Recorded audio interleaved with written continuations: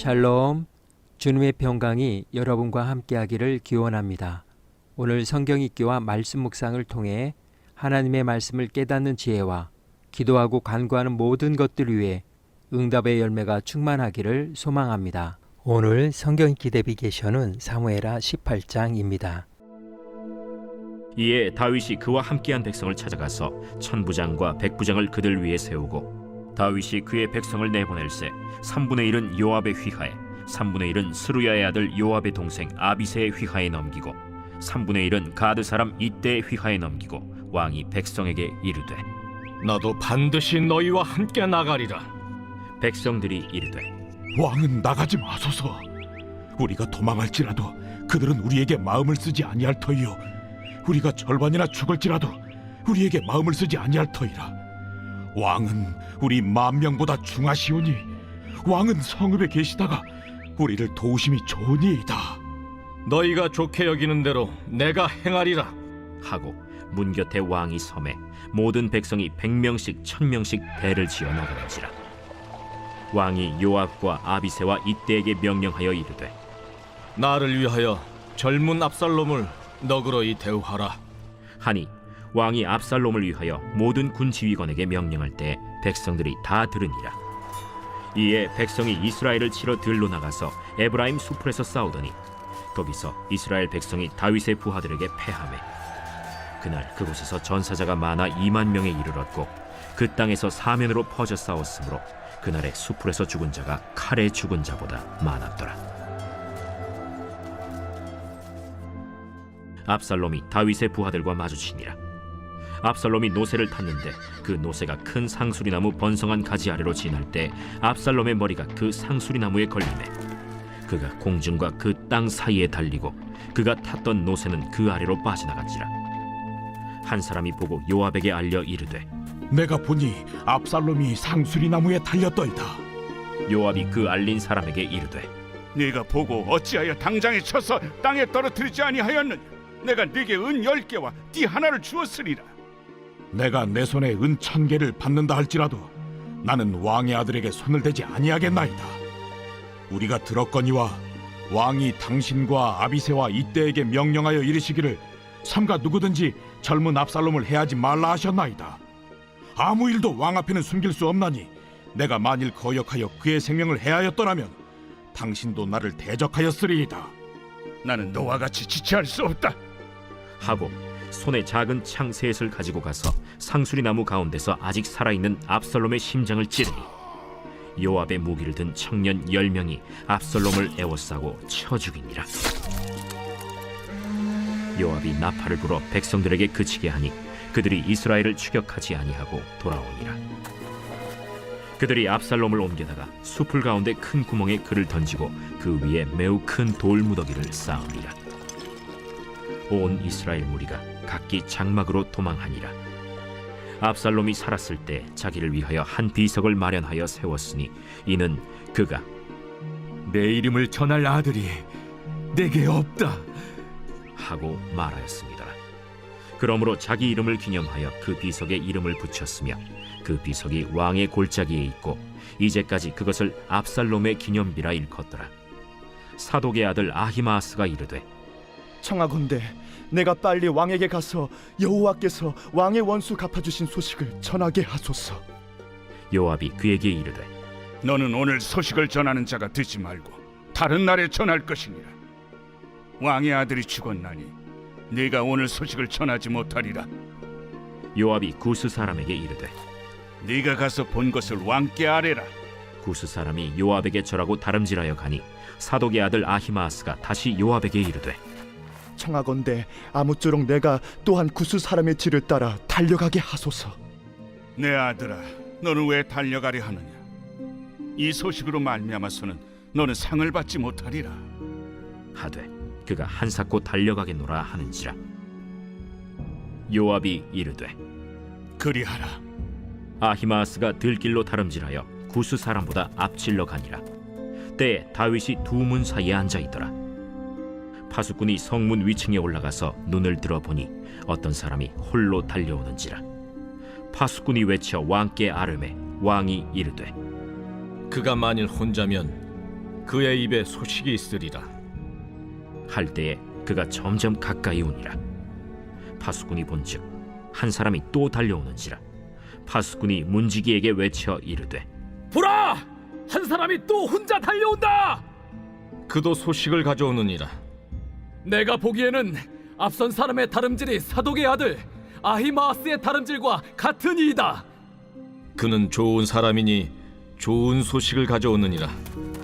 아히마아스가 외쳐 왕께 아르되 평강하옵소서.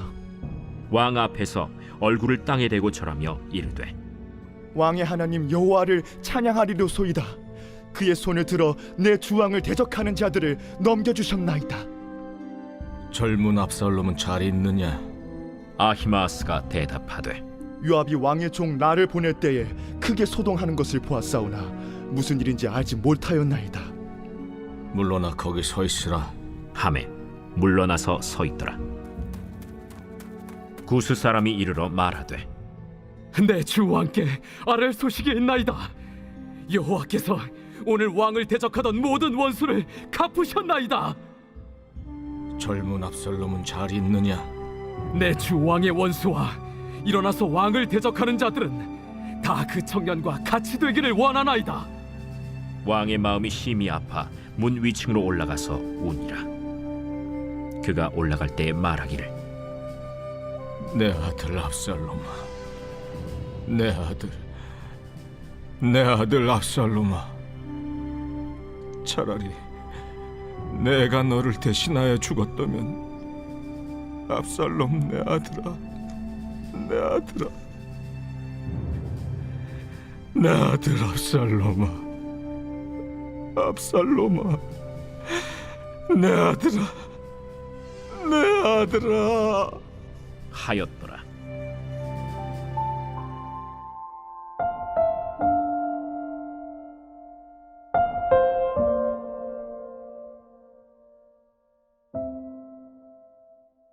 고통, 몸이나 마음의 괴로움이나 아픔을 의미합니다. 고통은 육체적 고통과 정신적 고통으로 분류할 수 있는데 아리스토포스는 고통을 감각의 순간적인 불쾌감으로 정의하였고 에피쿠로스는 감정의 불쾌가 고통이며 그로부터 해방되는 것을 쾌락이라고 주장했습니다. 그렇다면 하나님은 왜 이런 고통을 만드셨을까요? 고통은 유용한 징후이자 신체적 위험에 대한 경고와 같습니다. 하나님께서는 우리에게 신체적 위험을 알려주시기 위해 고통이라는 초인종을 사용하시며 신앙생활의 바른 길로 안내하시기 위해 고통이라는 신호등을 사용하십니다. 고통은 우리에게 변화를 요청하는 신호로서 그 변화를 무시하게 되면 결국 더욱더 큰 고통과 시련을 겪게 될 것입니다. 또한 고통은 우리의 기울어진 영성을 회복케 하는 인도자 역할로서 상실한 영적 기능을 회복하라는 신호입니다. 이 신호를 무시하게 되면 결국 영적 기능의 회복 기회마저 상실하게 됩니다. 그러므로 고통은 인간으로 하여금 내면을 바라보도록 인도합니다. 만약 그것이 성공한다면 바로 거기에서, 즉 자기 자신 안에서 배움은 시작됩니다. 우리의 잠시 받는 가벼운 고난은 그 무엇과도 비교될 수 없는 크고 엄청난 영광을 우리에게 가져다 줄 것입니다. 오늘 사무엘하 18장의 주제어는 고통입니다. 다윗이 당하고 있는 고통의 문제는 그가 있어야 할 곳에 있지 않고 해야 할 일을 하지 않고 있다가 벌어진 일이었기에 다윗은 이번 전쟁에 직접 나가 군대를 지휘함으로써 지난 자신의 과오를 되돌리고 싶었을 것입니다. 그러나 그의 용맹스러운 세 명의 장수 요압, 아비새, 이때는 아히도벨의 계략을 알고 있는 것처럼 왕은 집중적인 표적이 되어 위험함으로 출전을 만류했습니다. 대신 그들은 다윗에게 이렇게 충정을 표현했습니다. 우리가 도망친다 하여도 그들이 우리에게는 마음을 주지 않을 것이며 우리가 절반이나 죽는다 해도 그들은 우리에게 마음을 두지 않을 것입니다. 전쟁터로 나가는 군인들이 다윗을 어떻게 생각하는지 저자는 다시 확실히 밝히고 있습니다. 임금님은 우리들 10,000명과 다름이 없으십니다. 우리는 죽어도 괜찮습니다. 그러나 임금님은 꼭 사셔야 합니다. 이들의 마음에 감동한 다윗은 더 이상 그들의 패가 되지 않도록 후방에 남기로 하고 군대를 이끌고 전쟁터로 나가는 새 장군 요압, 아비새, 이때에게 마지막으로 부탁했습니다. 저 어린 압살롬에게 너그럽게 대해 주시오. 비록 압살롬이 다윗의 생명을 노리는 경쟁자이자 정치적 적이 되어 있지만 그를 바라보는 다윗의 마음은 측은하기만 합니다. 아마도 아들을 살리고 자신이 죽을 수 있는 선택이 있다면 그는 분명히 그 길을 택했을 것입니다. 그러나 현실은 압살롬을 제거해야만 자신이 살 수 있는 절박한 상황이었습니다. 우리는 죄를 지으면서 하나님께 용서만 받으면 된다는 무의식적인 착각 속에 살아갑니다. 그러나 용서받은 죄도 때로는 치러야 할 대가가 따른다는 점을 기억해야 합니다. 다윗은 지금 이미 용서받은 죄에 대한 대가를 치르고 있습니다. 전쟁터로 나가는 모든 군사가 다윗이 장군들에게 부탁하는 말을 들었고 그들은 다윗의 말을 인식한 듯 압살롬을 보고도 죽이기를 꺼려하는 모습을 보였습니다. 전쟁은 에브라임 숲에서 치열하게 펼쳐졌고 하나님이 자연으로 하여금 다윗을 돕게 하심으로 전쟁은 2만 명의 사상자를 냈지만 발람군은 다윗군에 의해 진압되었고 다윗의 승리로 끝났습니다. 하나님이 압살롬을 죽이기로 작정하셨기 때문에 아히도벨의 모략을 좌절시킨 것처럼 이 전쟁의 승리 역시 하나님이 이루신 것입니다. 그러나 다윗은 전혀 기쁘지 않은 슬픈 승리자였을 뿐입니다. 압살롬이 죽는 모습은 영예롭지 않았습니다. 그는 다윗의 군사를 만나 도망하다가 나무에 걸려 이도저도 못하고 매달려 있게 되었습니다. 한 병사가 이 모습을 요압에게 전했습니다. 그는 병사에게 내가 그를 죽였으면 은 10개를 상급으로 주었을 텐데 왜 그를 죽이지 않았느냐라고 묻자 병사는 다윗이 새 군사에게 말하는 것을 들었기에 은 1000개를 준다 해도 결코 압살롬을 죽이지 않았을 것이며 또한 요압의 우호적인 발언을 믿을 수 없다는 것을 확실하게 표현했습니다. 압살롬 자신의 속마음이 들통나자 너와 시간 낭비할 필요가 없다며 상황을 얼버무리고 곧장 압살롬이 있는 곳으로 가서 가차없이 창으로 그의 심장을 찔러 죽였습니다. 요압은 다윗을 위해서라면 무엇인지 할 수 있는 사람이었습니다. 밧삽의 석간에서도 다윗의 요청대로 우리아를 제거해 준 사람이었습니다. 그럼에도 불구하고 다윗은 그를 한 번도 전적으로 신임하거나 좋아한 적이 없었습니다. 언제나 평행선처럼 거리두기를 하며 정치적인 채무로 간주해 왔습니다. 압살롬의 죽음으로 전쟁은 끝이 났습니다. 이제 남은 문제는 언제 누가 압살롬의 죽음을 다윗에게 전하느냐는 것입니다. 다윗의 경쟁자이자 정치적 원수였던 사울의 전사 소식을 알리며 왕관을 가져왔던 소년 이스보셋을 죽이고 그의 머리를 선물로 가져왔던 레갑과 바나도 목숨을 잃었습니다. 이번에도 자칫 잘못하면 소식을 전한 자가 생명을 잃을 수도 있기에 요압은 고민에 빠졌습니다. 그런데 이 일에 사독의 아들 아히마아스가 자청했습니다. 그러나 요압은 오늘은 때가 아니므로 다른 날 소식을 전하라고 그를 말렸습니다. 그리고 요압은 아히마아스 대신 에디오피아 사람을 보냈습니다. 그러자 아히마아스도 요압에게 다시 청했습니다. 그의 끈질긴 요청에 맘대로 하라며 그를 보냈습니다. 아히마아스는 빠른 사람이라 에디오피아 사람을 앞질러 가서 다윗에게 전쟁의 승리를 고했습니다. 아히마아스는 성격보다 지혜로웠습니다. 그는 먼저 승리를 주신 여호와를 찬양하며 다윗의 마음을 안정시켰습니다. 그리고 압살롬의 죽음에 대해서는 알지 못하는 것처럼 말하면서 단지 큰 소동이 있었다는 것만 보고했습니다. 그래서 압살롬의 전사 소식은 에디오피아 사람의 몫이 되었고 그 소식을 들은 다윗은 그제서야 바세바와의 간음으로 인해 선지자 나단이 선포했던 불길한 그 이웃이 다른 사람이 아닌 압살롬이었다는 것을 깨닫고 주체할 수 없는 슬픔으로 내 아들 압살롬아 라고 부르짖으며 통곡했습니다. 어떤 사람이 존 웨슬리의 어머니에게 이런 질문을 했습니다. 11명의 자녀들 중 당신은 누구를 가장 사랑하십니까? 이 질문에 그녀는 우문현답으로 응대했습니다. 회복되기 전까지는 아픈 아이를 가장 사랑하게 됩니다. 그리고 집으로 돌아오기 전까지는 집 나간 아이를 가장 사랑하게 됩니다. 나는 이것이 바로 고통당하는 사람들을 향한 하나님의 태도라고 믿습니다. 하나님께서는 이 고통당하는 사람들의 고통을 느끼십니다. 다윗은 오열하며 통곡했지만 하나님은 택한 자녀를 결코 버리시지 않은 분이십니다.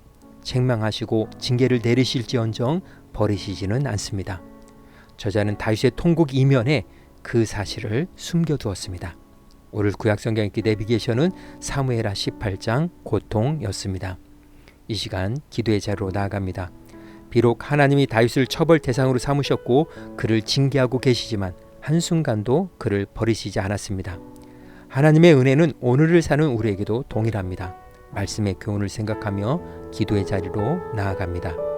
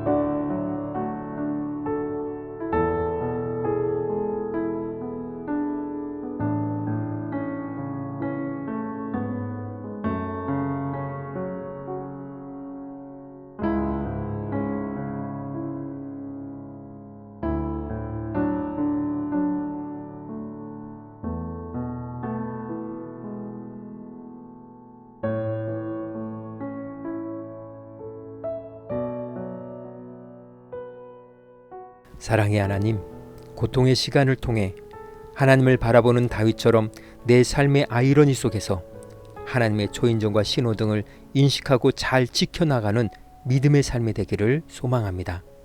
오늘은 이렇게 고백하며 나아갑니다. 아픈 만큼 주님을 바라보게 됩니다.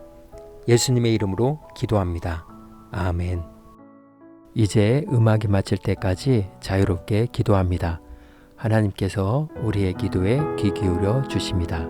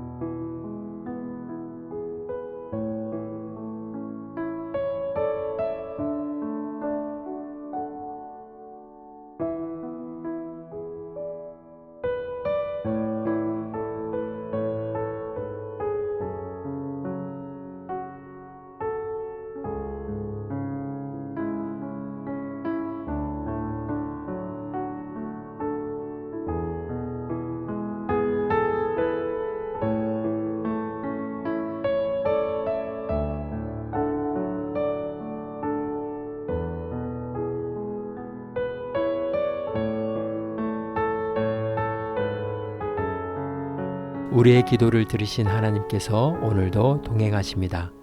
주님 안에서 성령의 새 역사를 써내려 가시길 축복합니다.